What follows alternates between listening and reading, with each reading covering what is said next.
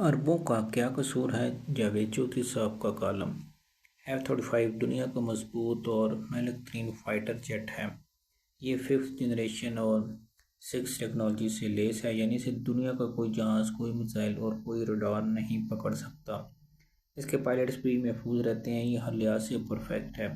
बस इसमें एक कमी है। इस कमी को पेट्रोल या ऑयल कहते हैं। अगर फ़िज़ा में इसका तेल ख़त्म हो जाए, इसका ऑयल टैंक लेकर लीक कर जाए या बर वक्त ये फ्यूलिंग के लिए किसी महफूज अड्डे पर न उतर सके, तो इसके तमाम सिस्टम शट डाउन हो जाएंगे और ये गिरकर तबाह हो जाएगा। ये पहली मिसाल है। दूसरी मिसाल AI क्लाउड है। अमेरिका ने हफ्ता 28 फरवरी को आयतुल्ला खामनी को इस क्लाउड के ज़रिए शहीद किया। ये दुनिया में AI क्लाउड के ज़रिए किसी हाई वैल्यू टारगेट को हिट करने की पहली मिसाल थी। AI क्लाउड ने आयतुल्ला की तलाश से लेकर हमले और हमले से लाश की तस्वीर तक सारा काम खुदकार निज़ाम के ज़रिए किया और ये हर लिहाज से परफेक्ट था। ये AI क्लाउड भी हर लिहाज से मुकम्मल और परफेक्ट है। बस इसमें एक खामी, और इस खामी को बिजली कहते हैं। अगर बिजली चली जाए और बैकअप बैटरियाँ पावरलेस हो जाए तो सिस्टम शट डाउन हो जाएगा और दुनिया का ये परफेक्ट क्लाउड भी मफलूज हो जाएगा। ये हकीकत है। F-35 की तरह बिजली के लिए भी फ्यूल चाहिए। आज भी बिजली की पैदावार का फौरी और सबसे बड़ा ज़रिया तेल है। अगर दुनिया में तेल ख़त्म हो गया तो AI क्लाउड से लेकर सारी सोशल टेक्नोलॉजी ठप हो जाएगी। ये दूसरी मिसाल थी। आप अब तीसरी मिसाल भी मुलासा कीजिए। अमेरिका दुनिया की वाइड सुपर पावर है। इससे सुपर पावर इसके चोरी हथियारों और टॉम हॉक मिसाइल और B-2 जैसे हथियारों ने बनाया। इस वॉर टेक्नोलॉजी का मुकम्मल इन्हिसार ऑयल पर है। अगर तेल ख़त्म हो जाए या इस पर कब्ज़ा हो जाए तो B-2 बाबर उड़ जाएंगे, मिसाइल चलेंगे और ना ही न्यूक्लियर बम एक्टिव हो सकेंगे। यूँ सुपर पावर एक ही रात में ख़त्म हो जाएगी। और चौथी मिसाल चीन है। चीन इस वक्त पूरी दुनिया का फैक्ट्री एरिया है। अब दुनिया के किसी हिस्से में ज़रूरत की कोई चीज़ उठा के देख लें, आपको इसके नीचे मेड इन चाइना लिखा मिलेगा।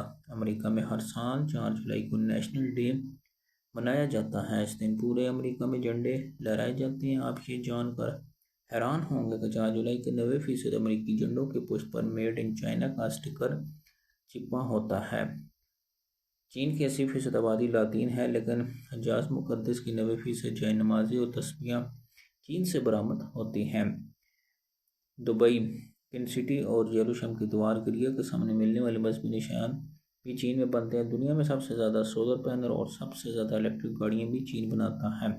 वॉलमार्ट दुनिया में स्टोर की सबसे बड़ी चेन है। इसके 10,500 स्टोर हैं।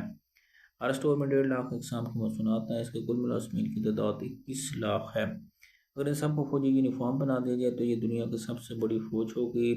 जबकि अगर वॉलमार्ट की पार्किंग का एरिया इकट्ठा किया जाए तो ये अमेरिकी रियासत फ्लोरिडा के कुल एरिया के बराबर होगा। वॉलमार्ट के मलकान यानी कि वाल्टन फैमिली के बारे में कहा जाता था, ये लोग अगर रोज़ अपने किसी दफ्तर, वेयर हाउस या स्टोर का दौरा करें तो इन्हें अपने पहले स्टोर पर वापस आने में 37 साल लगेंगे। और ये ब्रांड 1 घंटे में $2 मिलियन कमाता है। लेकिन आप चीन का कमाल देखें। वॉलमार्ट की 83% मसूनात चीन से आती हैं। जिस दिन चीन की मसूनात बंद होगी, इस दिन वॉलमार्ट ख़त्म हो जाएगा और ये अमेरिका की कंपनी में चीन के असरात हैं।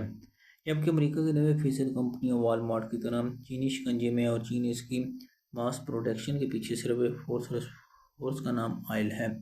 अगर ऑयल ख़त्म हो जाए तो बिजली बंद हो जाएगी। अगर बिजली बंद होगी तो फैक्ट्रियाँ बंद हो जाएंगी। अगर फैक्ट्रियाँ बंद होंगी तो चीन का दिवालिया निकल जाएगा। अगर चीन दिवालिया हो गया तो दुनिया के 70-80% ब्रांड बंद हो जाएंगे। अगर ब्रांड बंद हो गए तो पूरी दुनिया का माशी पहिया रुक जाएगा।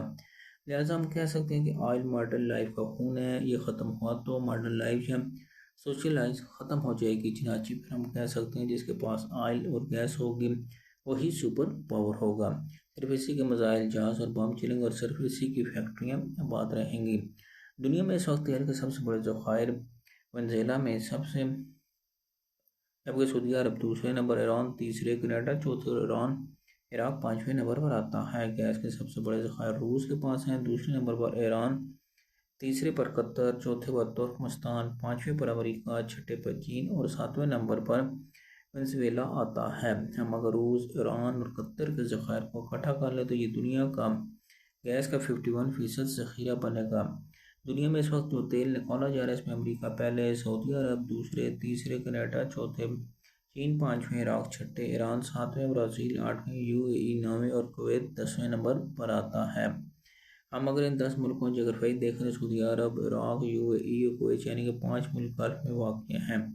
गैस का 51% हिस्सा भी इसी खत्े में है। गोया सिविलाइजेशन का 50% इन्हिसार खलीज फारिस या बहर अरब पर है। इस वक्त दुनिया का 47% आयल और 50% गैस अरब मुल्कों से आ रही है, जबकि रोज़ाना 20 से 25% आयल खलीज फारिस की अपनाए हरमस से गुजरता है। ये मकाम ईरान के कब्ज़े में है। तेल और गैस की इस अहमियत से अमेरिका और चीन दोनों वाकिफ़ हैं। अमेरिका दूसरी जंग अज़ीम के बाद इन ज़खायर पर काबिज़ हो गया था, जबकि चीन ने 1980 की दहाई में इस फील्ड में कदम रखा और आस्ता आस्ता आगे बढ़ता चला गया, यहाँ तक कि ये दुनिया में तेल का सबसे बड़ा ख़रीदार हो गया और अमेरिका इसके मुकाबले में खड़ा हो गया। लेकिन इसके बावजूद आयल और गैस की मार्केट पर अमेरिका की अज़ेदारी रही, मगर चीन ने दुनिया के सबसे बड़े ख़रीदार का कार्ड खेला और आयल के 3 बड़े ज़खायर वेनेज़ुएला, ईरान और कनाडा को हाथ में ले लिया। इस वक्त अमेरिकी आयल कंपनियों का बोल नहीं था, चनाचे ये लोग सन 2017 में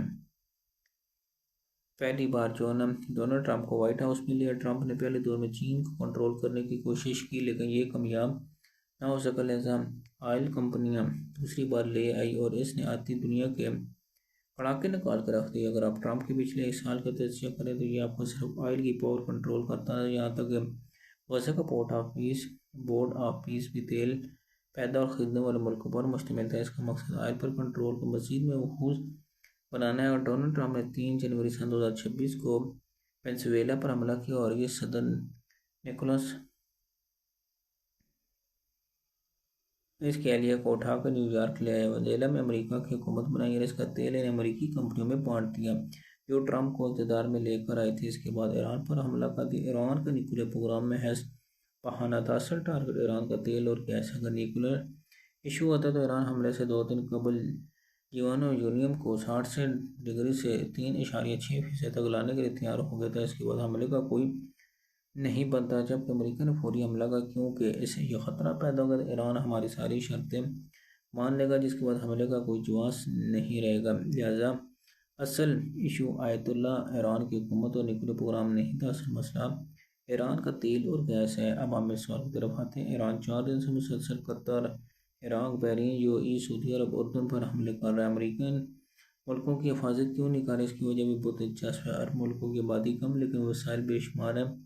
बरतानिया और अमेरिका इन वसाइल से लुत्फ़अंदोज़ होने के लिए यहाँ पहले कमज़ोर बादशाह लेकर आए, फिर ये इन बादशाहों को दफा के नाम पर लूटने लगे। अमेरिका ने पूरे घर में दर्जनों अड्डे बनाए, इनमें अपने 1000 फौजी को पाए और फिर अरबों को खरबों डॉलर का दिफाई साजो सामान बेचे। अमेरिका के साथ साथ डेवलपमेंट के नाम पर भी अरब मुल्कों को दोनों हाथों से लूटता रहा। आप किसी अरब मुल्क में आपको वहाँ के हज़ारों तादाद बुलंद इमारतें, 5000 लोग की हज़ारों किलोमीटर सड़कें हैं, समुद्र के अंदर शहर, बेस 20-20 किलोमीटर लंबी एयरबेस मिलेगी। गल्फ के तमाम ममालिक की एयरलाइन बैनुल-अक़वामी एयरलाइन के बाद दुनिया के सबसे बड़े एरोप्लेन फ्लाइट्स हैं। आप अगर कतर एयरवेज, एमरेट्स, एतिहाद एयरलाइन, सऊदी एयरलाइन और कुवैत एयरलाइन के जहाज़ इकट्ठे करने ये दुनिया का सबसे बड़ा बेड़ा बन जाएगा। इन मुल्कों ने ये जहाज़ कैसे खरीद? जी हाँ, अमेरिका और यूरोप से।